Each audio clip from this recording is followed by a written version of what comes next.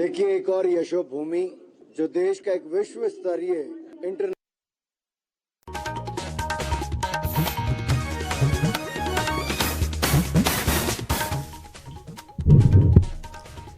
नमस्कार, ये आकाशवाणी शिमला है। अब आप पूनम शर्मा से प्रादेशिक समाचार सुनिए। आज के मुख्य समाचार।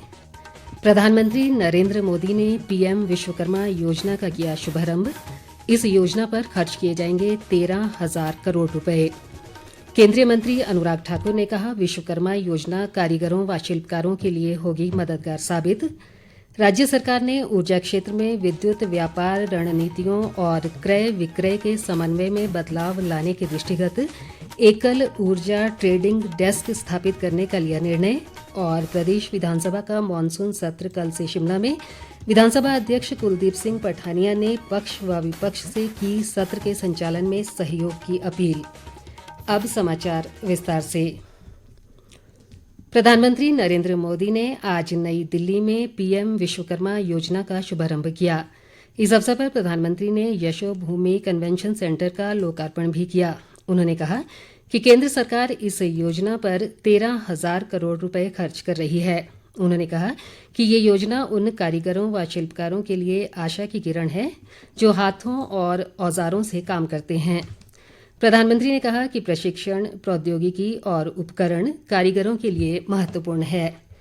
उन्होंने कहा कि विश्वकर्मा भागीदारों को मान्यता देना समय की ज़रूरत है और उन्हें हर संभव सहयोग मिलना चाहिए। प्रधानमंत्री ने कहा कि इस योजना के अंतर्गत 18 विभिन्न क्षेत्रों में काम कर रहे विश्वकर्माओं पर विशेष ध्यान दिया जाएगा।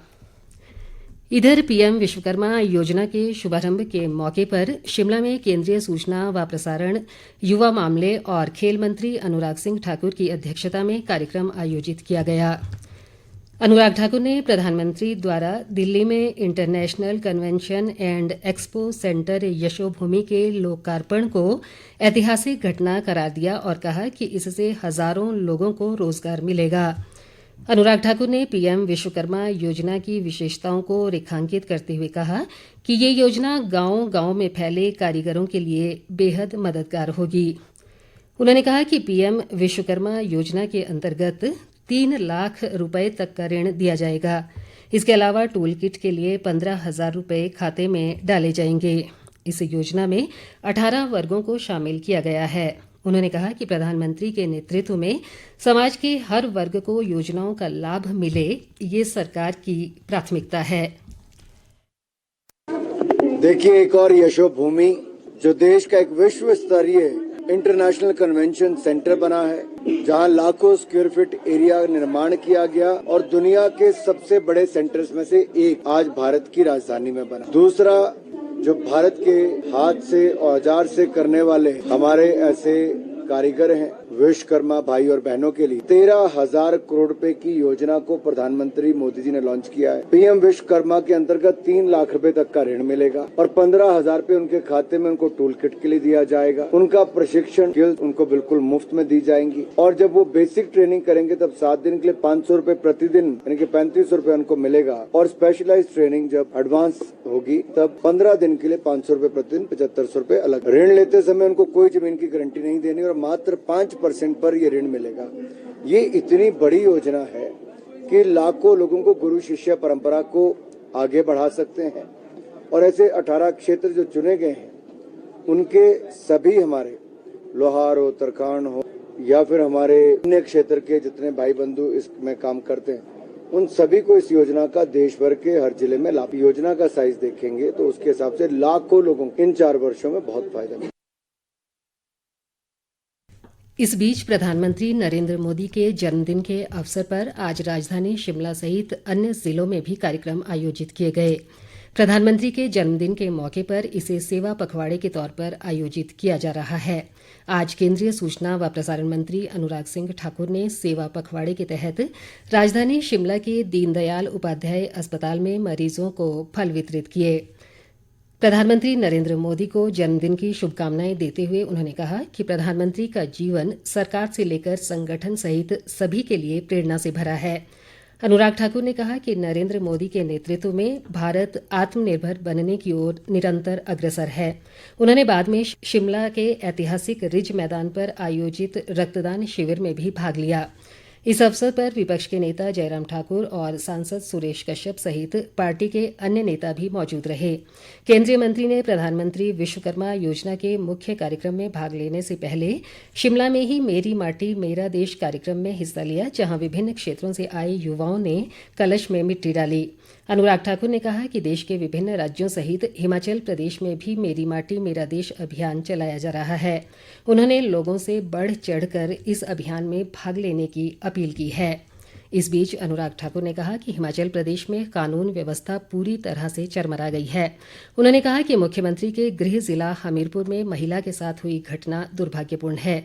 अनुराग ठाकुर ने कहा कि देश के सभी कांग्रेस शासित राज्यों में कानून नाम की कोई चीज़ नहीं है।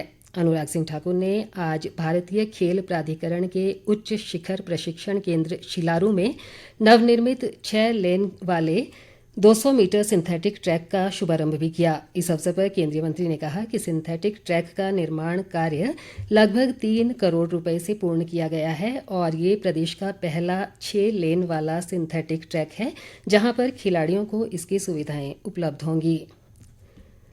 प्रादेशिक समाचार आकाशवाणी शिमला से प्रसारित किए जा रहे हैं। राज्य सरकार ने ऊर्जा क्षेत्र में विद्युत व्यापार रणनीतियों और क्रय विक्रय के समन्वय में बदलाव लाने के दृष्टिगत एकल ऊर्जा ट्रेडिंग डेस्क स्थापित करने का निर्णय लिया है। मुख्यमंत्री सुखविंदर सिंह सुक्खू ने कहा कि इससे ऊर्जा प्रबंधन में सकारात्मक बदलाव आएगा। उन्होंने कहा कि इसके परिचालन के लिए प्रदेश सरकार द्वारा 200 करोड़ रुपए का प्रावधान किया जाएगा। मुख्यमंत्री ने कहा कि इस पहल का उद्देश्य विद्युत उत्पादन और वितरण कंपनियों पर लागू नियामक ढांचे के भीतर आपसी निपटान व्यवस्था स्थापित करना है। उन्होंने कहा कि ऊर्जा क्षेत्र की 3 महत्वपूर्ण इकाइयों ऊर्जा निदेशालय, Himachal Pradesh power corporation limited और विद्युत बोर्ड लिमिटेड के बीच बेहतर समन्वय स्थापित करने की दिशा में सरकार विशेष ध्यान केंद्रित कर रही है। उन्होंने कहा कि एकल ऊर्जा ट्रेडिंग डेस्क विद्युत व्यापार के क्षेत्र में बहुआयामी भूमिका निभाएगा। राज्यपाल शिव प्रताप शुक्ल ने आज शिमला ग्रामीण के बसंतपुर स्थित वृद्धाश्रम का दौरा किया। इस दौरान उन्होंने प्रधानमंत्री नरेंद्र मोदी के जन्मदिन पर सेवा पखवाड़ा का शुभारंभ भी किया। भारत सरकार के स्वास्थ्य व परिवार कल्याण मंत्रालय द्वारा आज से आगामी 2 अक्टूबर तक इसका आयोजन किया जाएगा। इस सेवा पखवाड़े के दौरान स्वास्थ्य कार्यकर्ताओं और राज्य रेडक्रॉस स्वयंसेवकों द्वारा घर द्वार पर लोगों के स्वास्थ्य की जांच की जाएगी। राज्यपाल ने वहां रह रहे वृद्धजनों को फल, मिठाइयां और स्वच्छता किट वितरित की और उन्हें प्रदान की जा रही सुविधाओं का निरीक्षण किया। उन्होंने प्रबंधन को सभी वृद्धजनों की नियमित स्वास्थ्य जांच सुनिश्चित करने के निर्देश भी दिए। इस वृद्धाश्रम में 50 बुजुर्ग रह रहे हैं। लोक निर्माण, युवा सेवाएं व खेल मंत्री विक्रमादित्य सिंह ने आज शिमला के राजकीय वरिष्ठ माध्यमिक पाठशाला घणाहट्टी में आयोजित शिमला 2 अंडर 19 जोनल खेलकूद प्रतियोगिता के विजेताओं को पुरस्कृत किया। 4 दिवसीय इस प्रतियोगिता में 16 स्कूलों के लगभग 340 छात्रों ने भाग लिया। इस अवसर पर विक्रमादित्य सिंह ने कहा कि प्रदेश के हर कोने में गुणवत्ता युक्त शिक्षा प्रदान करना प्रदेश सरकार की प्राथमिकता है। उन्होंने कहा कि आपदा से लोक निर्माण विभाग को लगभग 3,000 करोड़ का नुकसान हुआ है और करीब 1,600 सड़कें बंद हुई थीं। उन्होंने कहा कि अब कुछ ही सड़कें बंद हैं, जिन्हें अगले 10 दिन के भीतर बहाल करने के प्रयास किए जाएंगे। प्रदेश विधानसभा का मॉनसून सत्र कल से शिमला में शुरू होगा। इस बीच विधानसभा अध्यक्ष कुलदीप सिंह पठानिया ने सत्ता पक्ष व विपक्ष से सत्र के संचालन में रचनात्मक सहयोग देने की अपील की है। आज विधानसभा सचिवालय में आयोजित सर्वदलीय बैठक में उन्होंने सभी सदस्यों से सदन के समय का सदुपयोग करते हुए जनहित से जुड़े मुद्दों को उठाने का आह्वान किया। पठानिया ने कहा कि सभी सदस्यों को प्रदेश हित से जुड़े मुद्दों पर चर्चा का पर्याप्त समय दिया जाएगा। बैठक में विपक्ष के नेता जयराम ठाकुर, संसदीय कार्यमंत्री हर्षवर्धन चौहान व मुख्य संसदीय सचिव मोहन लाल ब्राक्टा मौजूद रहे। विपक्ष के नेता जयराम ठाकुर ने कहा है कि विधानसभा सत्र में आपदा और राहत के मुद्दों को प्रमुखता से उठाया जाएगा।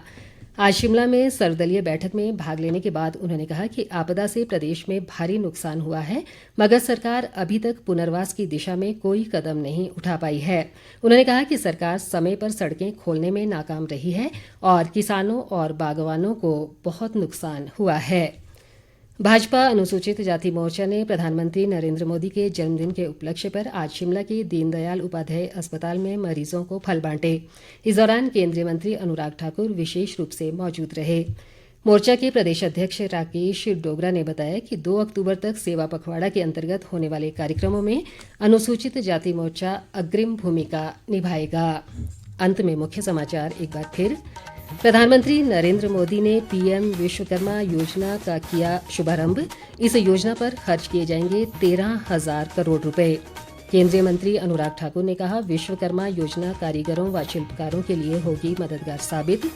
राज्य सरकार ने ऊर्जा क्षेत्र में विद्युत व्यापार रणनीतियों और क्रय विक्रय के समन्वय में बदलाव लाने के दृष्टिगत एकल ऊर्जा ट्रेडिंग डेस्क स्थापित करने का लिया निर्णय। और प्रदेश विधानसभा का मानसून सत्र कल से शिमला में। विधानसभा अध्यक्ष कुलदीप सिंह पठानिया ने पक्ष व विपक्ष से की सत्र के संचालन में सहयोग की अपील। इसी के साथ ये समाचार बुलेटिन समाप्त हुआ। नमस्कार।